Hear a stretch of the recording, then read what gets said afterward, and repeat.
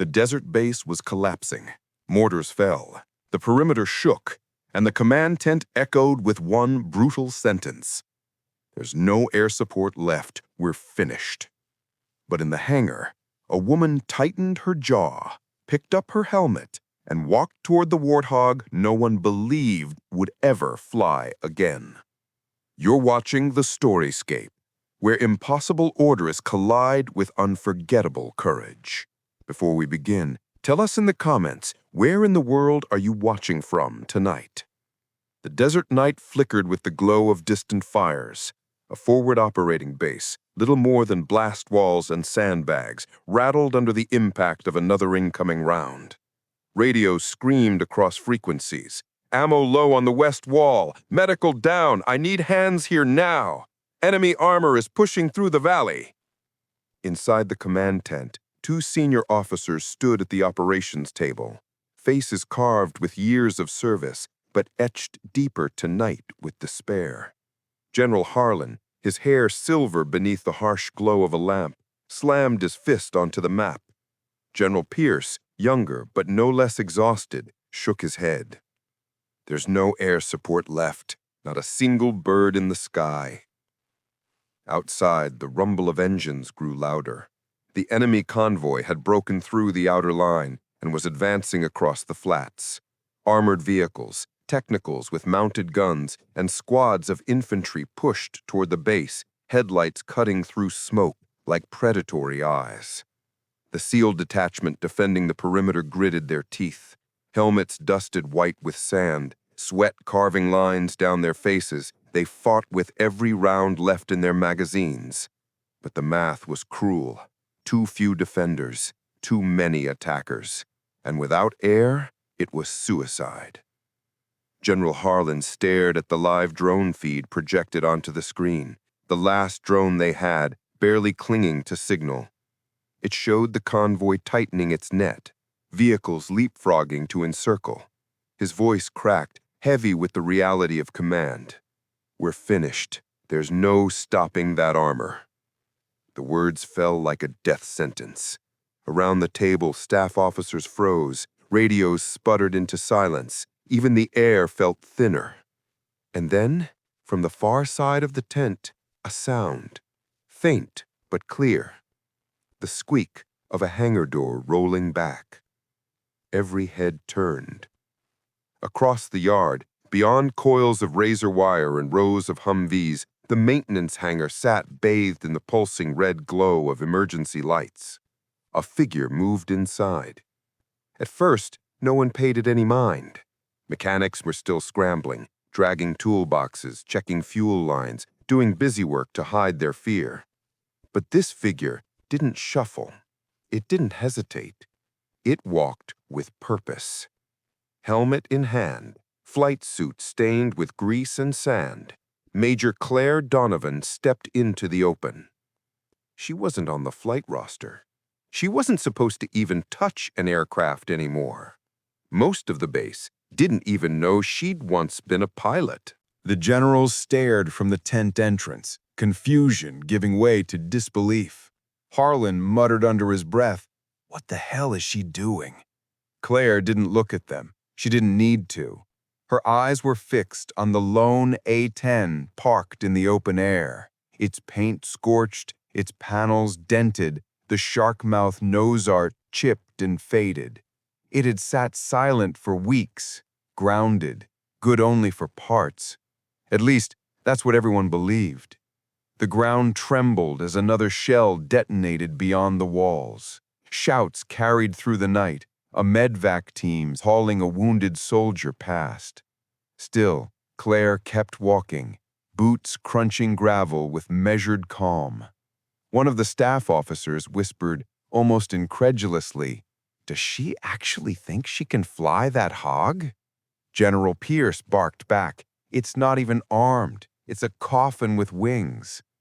But Claire kept moving, climbing the ladder, sliding into the cockpit as if no time had passed since the last mission years ago. Her hands ran across the switches in muscle memory. Systems dead? Maybe. Hydraulics weak? Probably. But she didn't hesitate. The men thought she was a mechanic reaching above her station. What they didn't know was that she had flown sorties the world never admitted happened. The A-10's canopy clamped shut with a metallic thud. Lights inside flickered once, then again, then held. Claire's hand gripped the throttle. Her thumb flicked the starter. At first, only silence. Then a cough. Then another. The base seemed to hold its breath. And then a roar. The left turbine spooled to life, coughing smoke and flame before settling into a guttural growl. The ground shook. The Warthog was waking up. The generals stood frozen, the impossible unfolding before their eyes. Soldiers along the perimeter stopped firing for a half heartbeat just to turn their heads toward the sound. Claire's voice crackled on to the commnet, calm and cold. "Tower, this is Donovan. Clear me for immediate combat sortie." Outside the wire, the convoy crested the ridge, tanks and technicals rolling into view.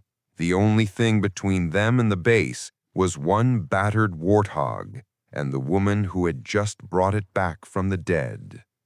The Warthog's engines groaned like an old warhorse, one that had been left in the barn too long, forgotten and covered in dust, until someone finally slept the reins.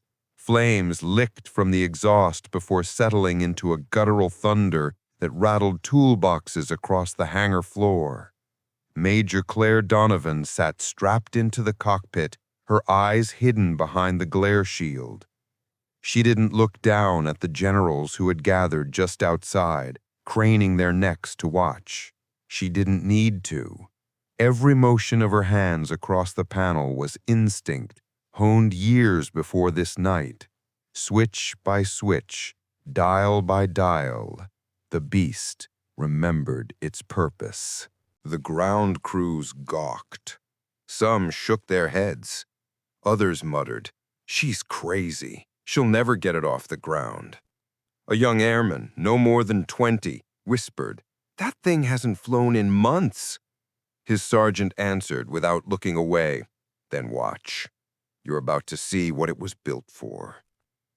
In the command tent, General Harlan rubbed his temples. "We don't even know if that aircraft is armed." General Pierce's jaw clenched. "It's not the aircraft I'm worried about. It's the pilot. Who the hell even cleared her for this?" No one had. Claire hadn't asked. Outside, the base was unraveling. The east wall was under direct fire. Sandbags burst like water balloons under sustained machine gun fire. Medics dragged wounded men through smoke, while mortars continued to arc in with deadly rhythm. Every second they delayed meant more lives lost. Claire keyed her mic. Her voice carried no hesitation. "Ground, this is Hog 1. Prep the strip." The tower responded in disbelief. "Hog 1? We don't even have—" The controller stopped as he saw the battered jet's navigation lights blink alive. He swallowed. "Roger, prepping strip." The base scrambled. Trucks swerved across the runway, clearing debris and shell fragments. A crew dragged aside the twisted frame of a Humvee that had been abandoned during the last barrage. Marines stood shoulder to shoulder along the perimeter, rifles clutched, not sure whether to keep firing at the advancing enemy or to just stare at the miracle unfolding on the tarmac. Claire lowered the flaps. The Hog answered with a groan, but it answered. Her grip on the throttle tightened. She wasn't just starting an engine, she was waking up a legend, and the men who doubted her were about to learn the sound of history repeating itself. The generals had moved closer now, drawn as much by disbelief as by hope they dared not name. General Harlan cupped his hands around his mouth and shouted against the roar of turbines, "Major, that Hog is grounded! You take it up, you'll die in it!" Claire turned her head just enough for him to see her profile through the canopy. She didn't smile. She didn't salute. She just set her jaw, as if to say, "Then I'll die doing something that matters." She throttled up. The jet lurched, rolling forward with a metallic scream from its landing gear. The runway stretched ahead, cratered and cracked, flames licking at the edges where fuel barrels had ignited earlier. The ground crews barely cleared the path in time, waving frantically with glow sticks as the Hog lined up. The enemy convoy crested the final ridge, headlights flooding the valley floor. Claire whispered into the comms, not for them, but for herself. "Let's dance." The Warthog roared, turbines screaming as she pushed the throttles forward. Dust and smoke whipped into twin cyclones behind her. The battered beast charged down the runway, every bolt rattling, every seam threatening to give way. Soldiers on the ground held their breath, unsure if they were watching salvation or a suicide. Halfway down the strip, a shell landed nearby, shaking the ground so hard the Hog bounced on its gear. Sparks showered from the undercarriage. Any lesser pilot might have aborted. Claire only pulled harder, eyes locked forward, refusing to yield. "Come on," she hissed, feeling the Hog respond, sluggish but alive. The speed climbed, the stick grew lighter. The nose lifted. The Hog rose from the runway like an old prize fighter, staggering to its feet, battered, scarred, but unwilling to stay down. Dust stormed in its wake as it clawed into the night sky. Every soldier along the perimeter erupted.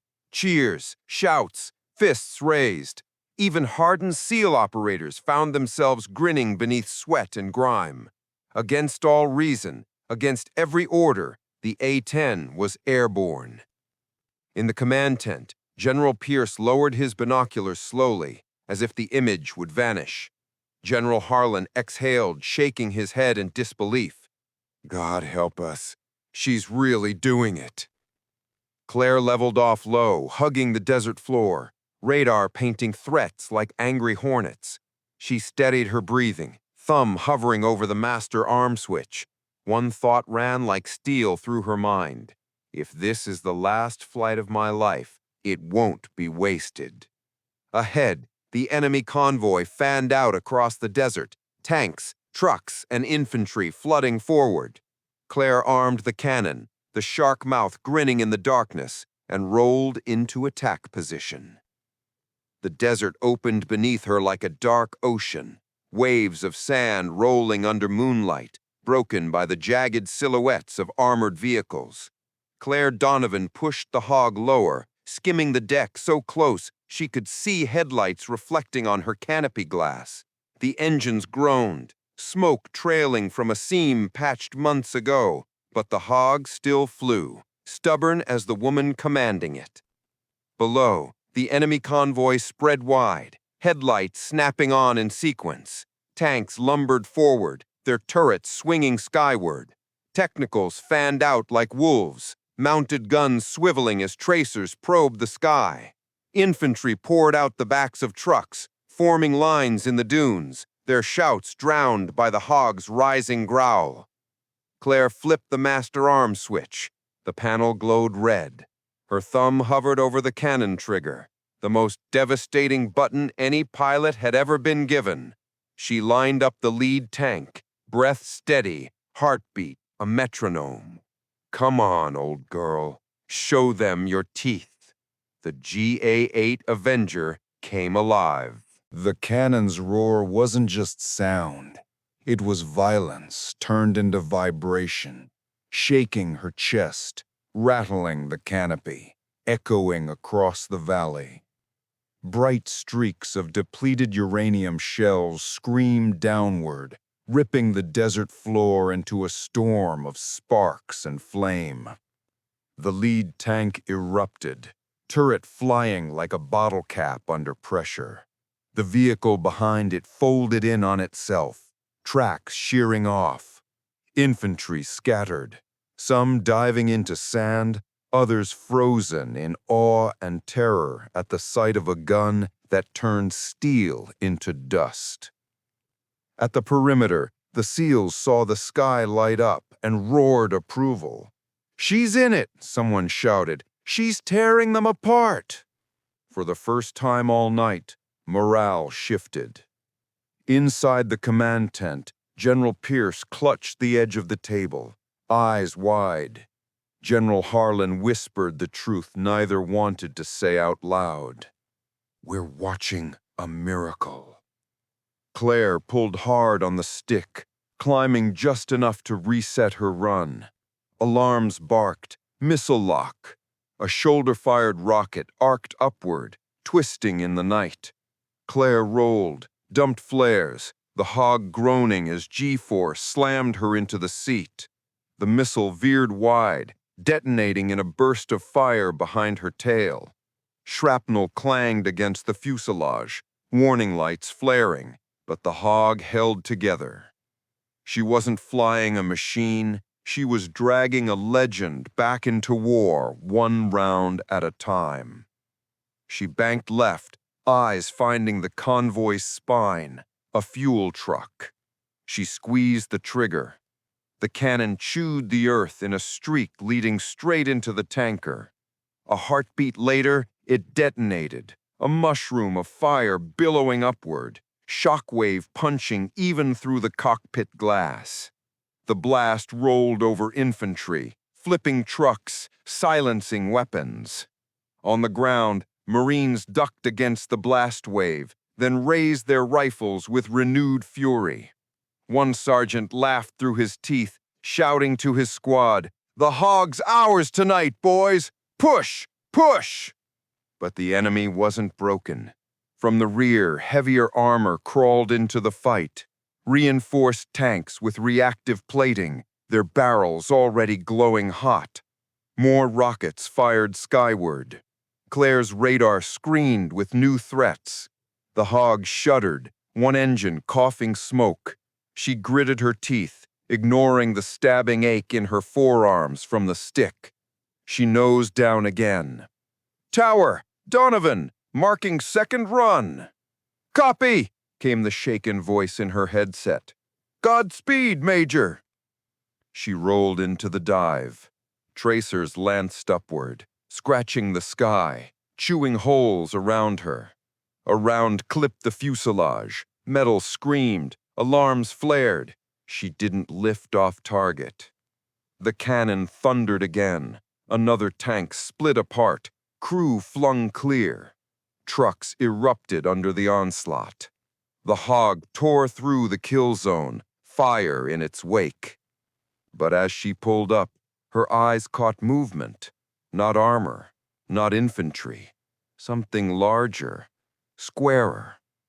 A radar dish mounted on the back of a heavy vehicle, spinning slowly, locking on. Her blood chilled. A mobile SAM launcher. She yanked the stick, dumped more flares, heart hammering. The missile-lock tone filled her headset. On the ground, the generals watched helplessly as a missile streaked from the ridge, chasing the hog's exhaust. The Warthog had saved the base once already, but now it was the hunted. The missile tore upwards with a shriek that split the night. A streak of white fire curved after Claire Donovan's Warthog, hunting heat, hunting metal, hunting the one thing the base couldn't afford to lose.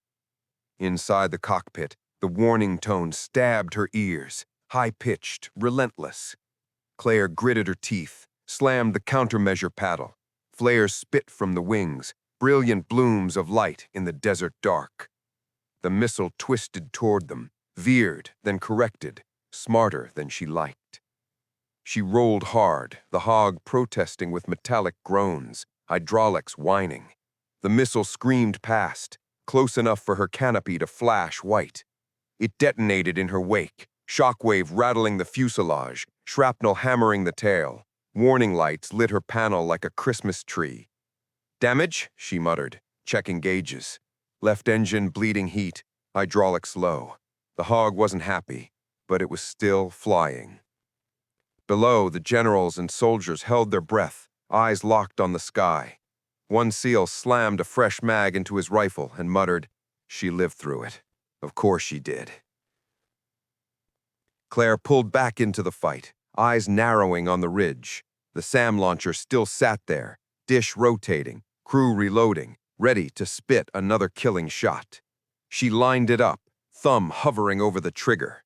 The GAU-8 roared. Shells slammed into the sand around the launcher, chewing earth, ripping vehicles nearby into shreds. The SAM crew scattered, one man leaping clear just before the launcher erupted, flames and debris shooting skyward. The ridge fell silent. With the Sky Hunter broken, the night once again belonged to the Hog.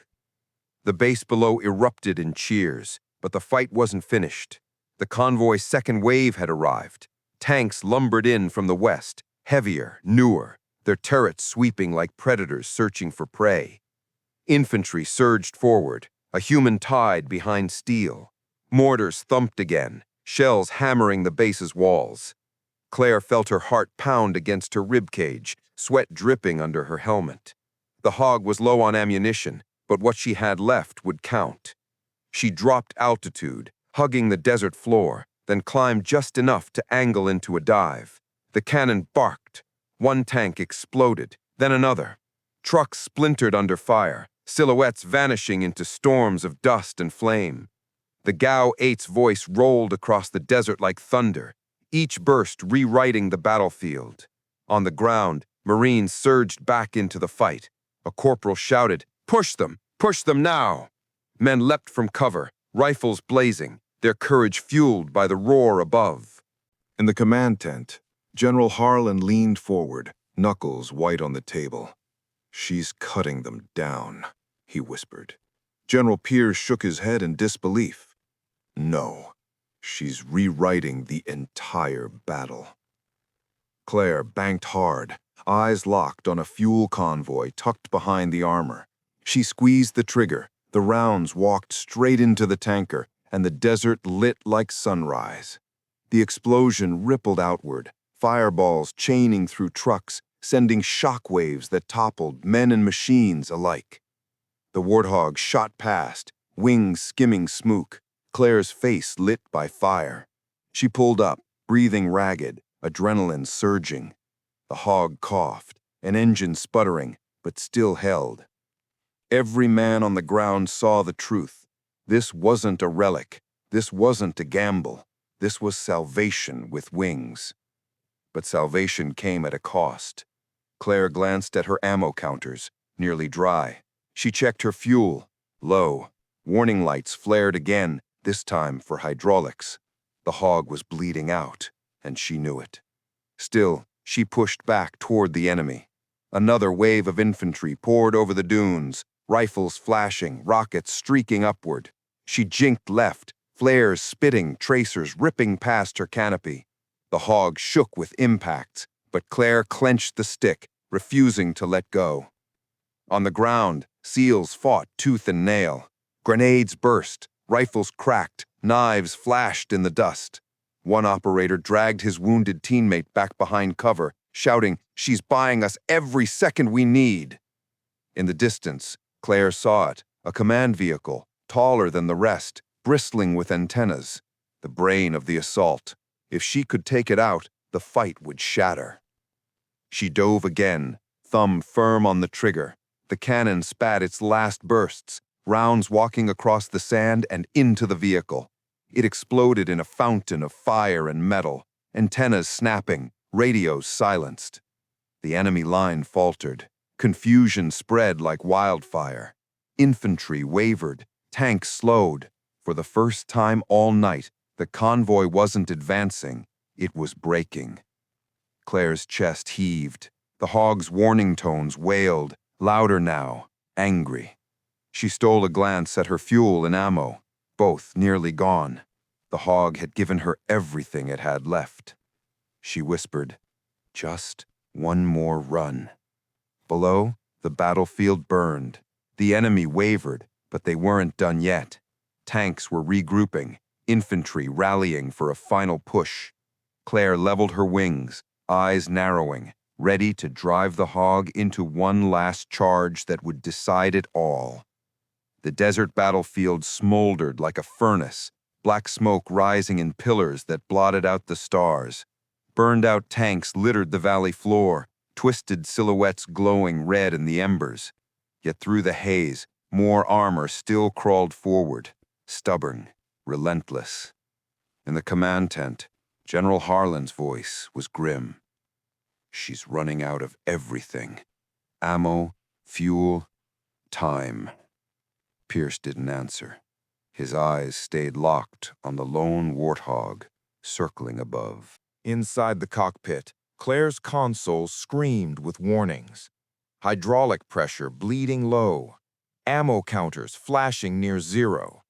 She wiped sweat from her brow, every muscle tight as she steadied the stick. The hog was coming apart, but it wasn't finished yet. Below, SEALs and Marines braced behind the shattered wall. Their last magazines clicked into rifles. A corpsman tied a tourniquet with teeth in one hand, then raised his pistol to cover the gap. They weren't retreating. Not now. Claire's eyes fixed on the advancing armor. A wedge of 3 tanks pushed toward the wire, infantry swarming in their shadow. Behind them crawled a command truck, its antenna glowing under radio chatter. She knew it. That was the brain left holding this assault together. "All right, old girl," she muttered, patting the console. "We finish this." She lined up her run, wings steady despite the hog's trembling. The cannon had only a handful of shells left. She saved them for the tanks. The stick vibrated under her grip as she dove. The GAU-8 barked, shorter this time, but just as savage. The lead tank erupted, turret ripped free in a blossom of flame. The second's track disintegrated, the vehicle screeching to a halt. She swung the sight across the third, fired again. The last shells spat, and the hog's gun fell silent. Her ammo was gone. The third tank smoldered, but still turned its turret skyward, gun barrel locking on her. Claire's breath caught. She had one option left: rockets. A final pair. She armed them, dove lower, pulling the hog straight into the storm. Tracers shredded the night around her. A rocket fired upward, missing wide. She held until the tank filled her canopy, thumb pressed down. The last rocket screamed away, striking the turret head-on. The explosion split the tank apart, fire spilling out like molten glass. The infantry scattered, morale broken. The command truck loomed behind them. Claire angled, fuel gauge blinking red, alarm screaming. She whispered, "One more." She dipped the nose, aimed the hog itself. She fired. The rocket streaked into the command truck. It exploded in a plume that lifted men and metal sky high. Radio silenced mid-burst. The valley seemed to pause in one instant. On the ground, Marines surged up from cover, cheers ripping through the smoke. SEALs pressed forward, seizing the moment. The convoy broke, enemy forces scattering into the desert night. Claire pulled up hard, lungs burning, the hog groaning as if every bolt wanted to tear free. She leveled, the battlefield shrinking behind her. Fuel nearly gone, weapons spent. But the base was alive. She hadn't just fought off an army. She had shown every man on the ground that one pilot, one hog, could turn certain death into survival. The console chimed again, fuel critical. Claire exhaled, eyes scanning the darkened runway ahead. Time to bring the hog home, or die trying. The airstrip loomed in the distance, cratered, still burning. Claire lowered the gear handle, and the panel flashed a red light. Nose wheel failure. She cursed under her breath. She could save the base, but could she save herself? The airstrip stretched ahead like a scar in the desert, cratered from mortar fire, lined with burning debris. Major Claire Donovan guided the Warthog lower, alarms screaming in her headset. Her fuel gauge blinked its final warning. The base was safe for now, but she still had to land. She lowered the gear handle, 2 green lights. The third, red, nose wheel failure. She cursed under her breath. Of course.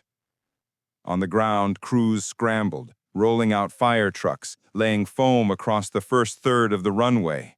Mechanics and medics lined the edges, eyes skyward, waiting. Some prayed, others clenched their fists. Everyone knew what they were about to witness could either be survival or tragedy. In the command tent, General Harlan muttered, "She's bringing that hog down without a nose wheel? Impossible." General Pierce didn't look away from his binoculars. "She's already done the impossible. Watch." Claire steadied her breathing. The hog rattled, hydraulics barely responding. She coaxed the wings level, lining up for final approach. "Easy," she whispered. "Just a little more." The engines coughed smoke, but held long enough to get her over the perimeter fence. The cracked strip rushed toward her. She flared, holding the nose up, dropping the main gear onto the foam with a violent jolt. Sparks flashed as the hog slammed down, skidding, smoke billowing behind. Claire fought the stick, muscles burning. She held the nose high as long as physics allowed. Then gravity won. The nose dipped. Metal shrieked against concrete, the canopy shuddering as sparks sprayed in a white fountain. The hog plowed through the foam, groaning, but sliding straight. Seconds stretched like hours. And then, silence. The jet came to a halt in a cloud of smoke and steam. The entire base erupted. Marines shouted, SEALs pounded their helmets against sandbags, mechanics cheered as if their own lungs had been pulled back to life. The impossible had landed. The canopy hissed, then popped. Claire pushed it open, night air rushing in, carrying the smell of smoke, sweat, and victory. She unstrapped, swung her legs over the side, and climbed down the ladder slowly, boots hitting the ground. Her body trembled, but she stood tall. Fire crews sprayed foam over the hog, cooling its wounded skin. The shark-mouth nose art was chipped and burned, but still grinned in the floodlights. General Harlan and General Pierce approached, their faces pale with disbelief. Harlan spoke first, his voice low. "Major, who authorized this?" Claire met his gaze through the helmet tucked under her arm. "No one." Pierce stepped closer, shaking his head. "You just flew a dead hog through hell. You realize you saved every man on this base." She glanced back at the smoldering battlefield. "I didn't do it for recognition, General. The hog was needed, so I flew it." Every soldier watching realized the same thing. It wasn't just the Warthog that had saved them. It was the pilot who refused to stay silent when the world said the fight was over. The generals had no reply. They simply stood there, two men who had spent their careers commanding armies, reduced to silence by a woman who had ignored their despair and answered the call alone. Around them, medics tended to the wounded, Marines laughed for the first time in hours, and the SEALs cleaned weapons that had run dry. But all eyes kept drifting back to Claire Donovan, the pilot who had taken the sky when no one believed it possible. A young airman approached, still wide-eyed. "Ma'am, that landing, that fight, how did you even—" Claire cut him off with the faintest smile. "Practice." She turned away, walking past the generals, past the crowd, disappearing into the shadows at the edge of the runway. Behind her, the hog cooled in foam, steam curling upward into the night. General Harlan finally broke the silence, his voice carrying to every ear nearby. He said, "Call her what you want, but remember this, when no one else stood, she did." Above them, the smoke cleared just enough for the stars to return. And beneath those stars, one battered Warthog and the woman who refused to quit had written a new line in the ledger of the impossible.